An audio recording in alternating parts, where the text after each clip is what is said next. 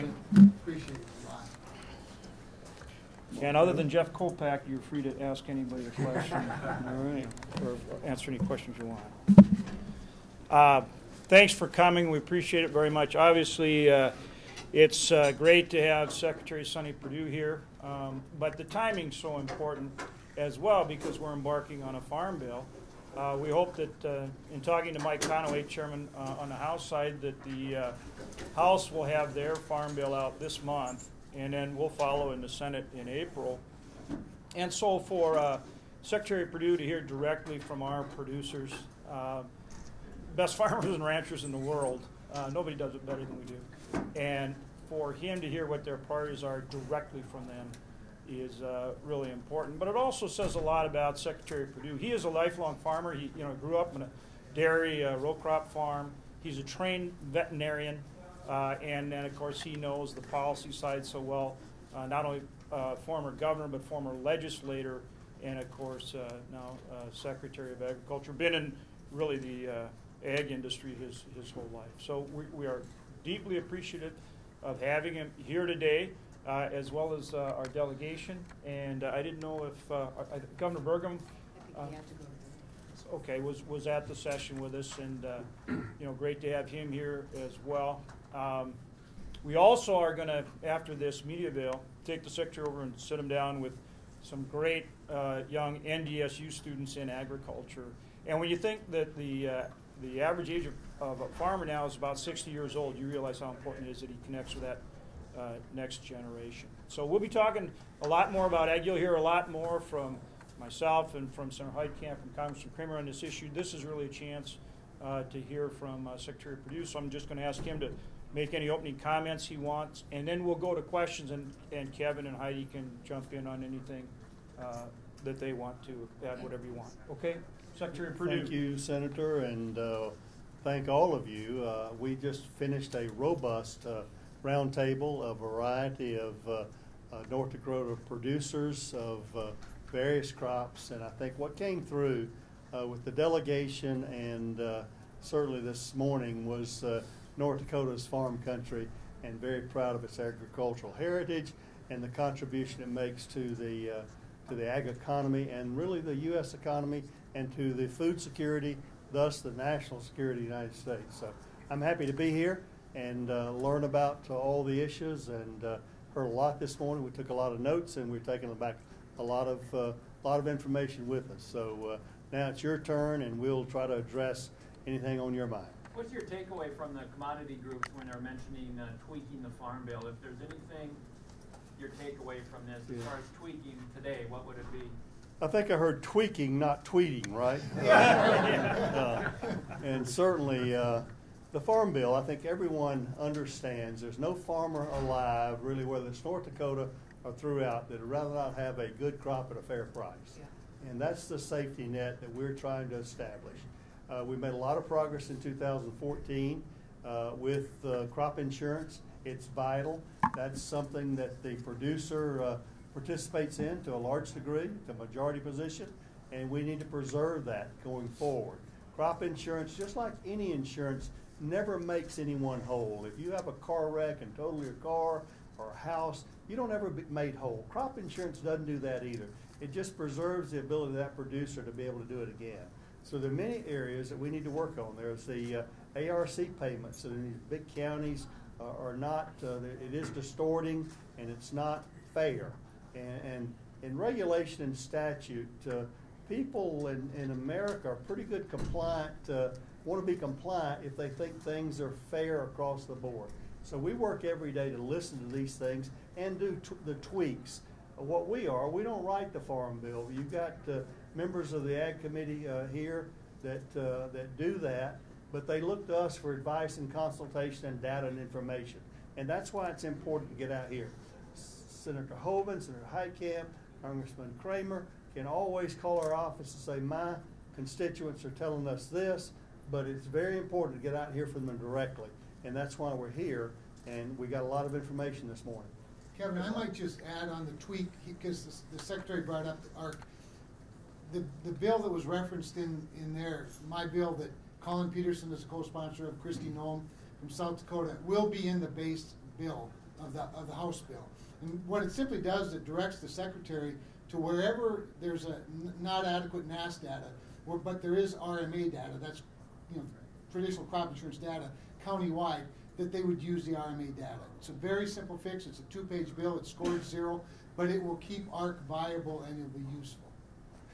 We may even go further than that, because I think, frankly, overall, there's probably a lot more confidence in RMA data than there is NAS data as well. I would agree. We'll see that. And we touched on that in the meeting, the key there, and we're already doing this. We set up a pilot program, which North Dakota's got several counties in the pilot. But if you provide some funding, that flexibility, then it becomes possible. Whether you use NAS data, RMA data, or allow your state FSA to have some discretion, when you introduce that flexibility, it does create need for funding. And so we're going to have to work on that part of it as well. There's a bill in the Senate that I introduced with Joni Ernst very early on. That bill does another thing, which is say the state committee could be a better source of data. Because what we saw so often, especially during the drought, especially looking south, is that the data, whatever they were using, even the RMA data, may not reflect the conditions on the ground. And so we want maximum flexibility for our producers to make the argument when they're looking at the county data. So that's a tweak that you're going to see on both sides of the aisle moving forward. But the idea is, who knows better about what's going on?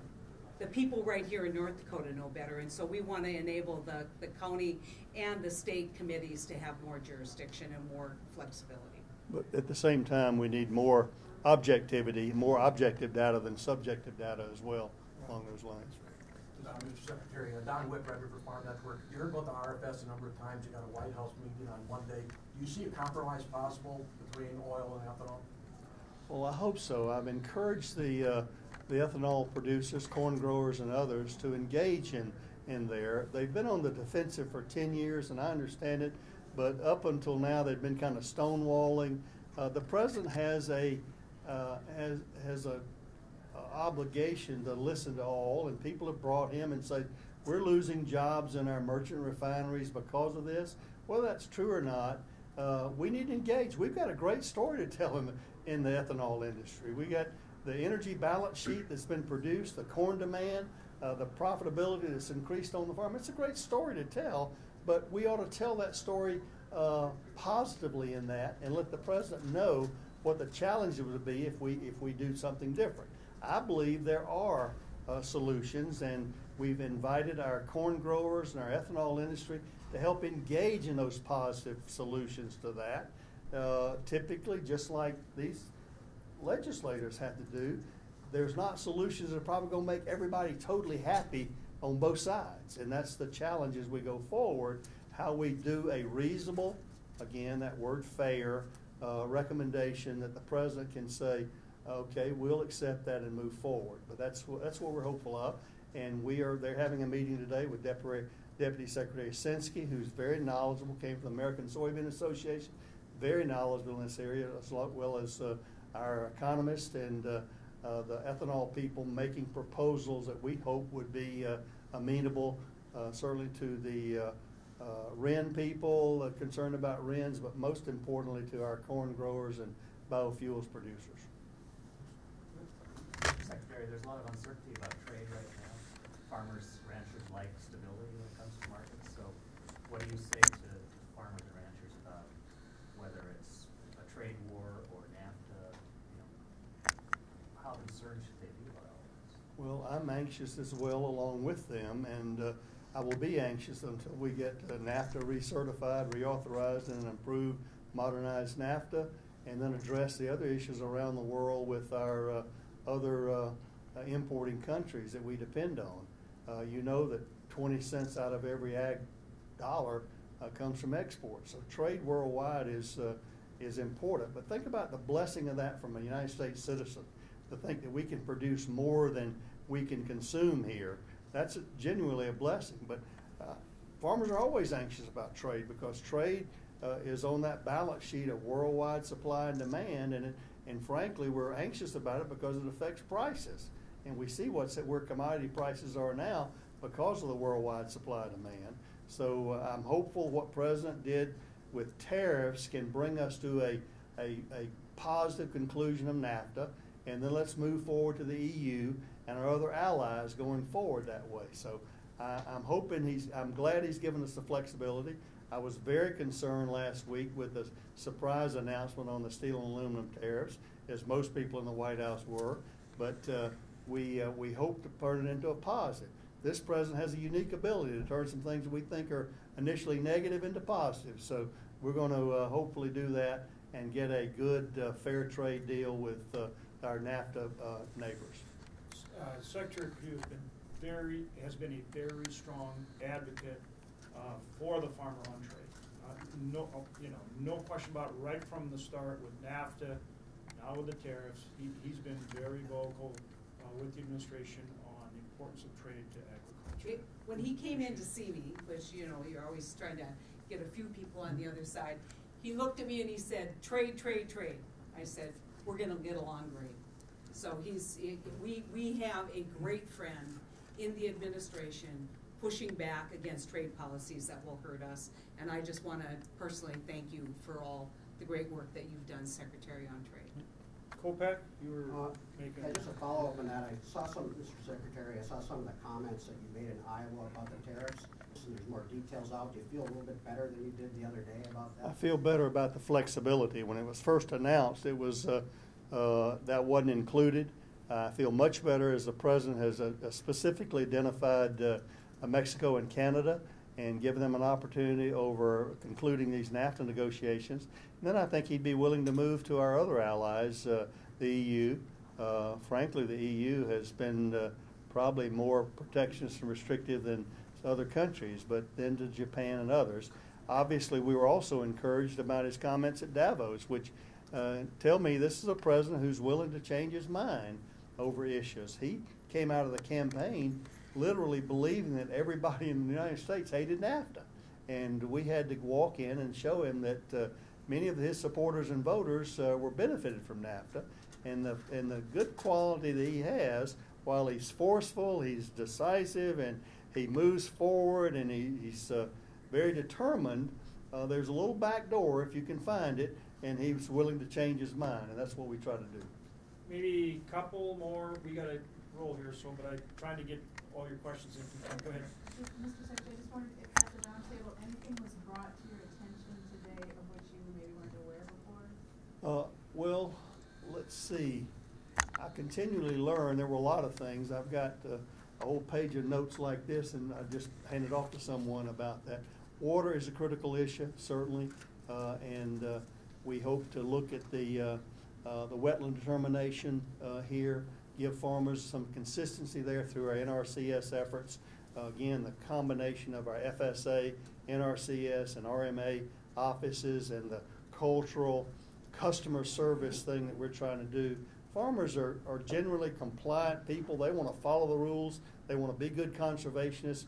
We just got to give them good rules from place to place to place that they can follow. One of the tweaks, again, getting back to tweaks that I put into the Farm Bill along with Colin Peterson, I introduced the bill, he co-sponsored. It's going to be in the base language in the House. Directs the Secretary within 180 days after passage to create a minimal effects standard. And this is something that's been missing for a long time. So whether it's a third or half acre, quarter acre, but some minimal effects so that the farmer isn't punished by a puddle that occasionally occurs on their land. We're also working on some other language related to farmers' due process. Right now, the appeals process in NRCS is you just keep appealing to the same people who told you yes or no the first 4 or 5 times, and we're going to change that process so that farmer can go right to district court if they need to and have a better, have better rights than the government has. That revolving door of due process is very frustrating for producers. That would be a good thing to have. We talked about these things being farmer friendly. That's very important. To close, one thing I wanted to say is, well, the Secretary is here. As all of you know, that last year North Dakota went through a devastating drought in the western half of the state. And one of the principles that as a former governor, a farmer, a veterinarian, someone who served our country in the military, he understands, who he's serving understands the needs, he understands the impact on communities. And when we reached out to him last year, we got responses back within 24 to 48 hours from the federal government to make rule changes that benefited the farmers and ranchers in our state. And I just want you heard some of that in there today from the people that come from the western part of the state, but we are grateful for your responsiveness, grateful for your team doing all that work. And as everybody knows, we're still in a drought situation. We still have virtually the entire state is abnormally dry. And the drought map that came out on March 6th still shows that we're in a world of hurt in this state. And you know, we appreciate that support last year, and hopefully we won't be back this year, but we'll, the way it looks right now, we're running behind. Thank you, sir. I was just going to comment. I think if you look at net farm income, between 13 and now, it's been cut pretty much in half. That tells you that all of these decisions on the margin are so important. And it's so critical that we get this right and that we not put more burden on. And so we want to get those markets back, we want to get those commodity prices up, but we also have to look at the other side of this, which is input costs, which I think the Farmers Union today gave us a map that we should all look at, which is on shipping costs. But we know we need to trade. And so let's just not understate the challenge that farm country has right now. And it is commodity driven, it's dollar value driven, and it is trade driven. And we can't stand in the way of producers making money, because when we do that, North Dakota fails. It is a huge part of our economy. We look forward to working with the governor, the secretary, and as a delegation in getting a farm bill that absolutely delivers. But make no mistake, these are challenging times for our farmers right now, especially our young farmers who don't have the liquidity that they used to have, that their parents have in farm country. Okay, yeah, we better wrap it up. Okay, last one. I guess I'd like to know, if you can take us in the room, Mr. Secretary, but for each of you, what would a win look like on NAFTA for each of you? Well, I think the win, we heard from the Durham farmers today, the unfair part of Durham wheat, that's the premium wheat grown here in North Dakota. The Canadian farmers can come down here and sell their Durham wheat at our market fairly. Our farmers take it across the line, and it's treated as feed wheat. And there's a huge price discretion between the discrimination over feed wheat versus premium Durham. Huge. And those are the kind of things that we're looking at. You grow potatoes here. We've got a situation in Mexico where they only allow U.S. potatoes within 30 miles of the border. We need to open up those borders and do those kinds of. We're taking their fruits and vegetables, so there's a fairness aspect here.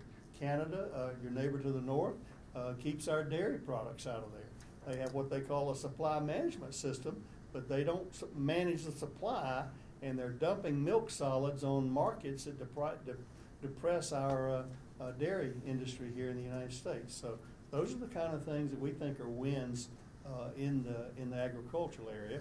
Ambassador Lighthizer has several other issues that of a larger economy consequence, but those are the wins we look for in agriculture. Yeah, I'd second that. I mean, anything that gives us access to markets, we can outcompete anybody. Our farmers and ranchers can compete with anyone in the world. We need fair access.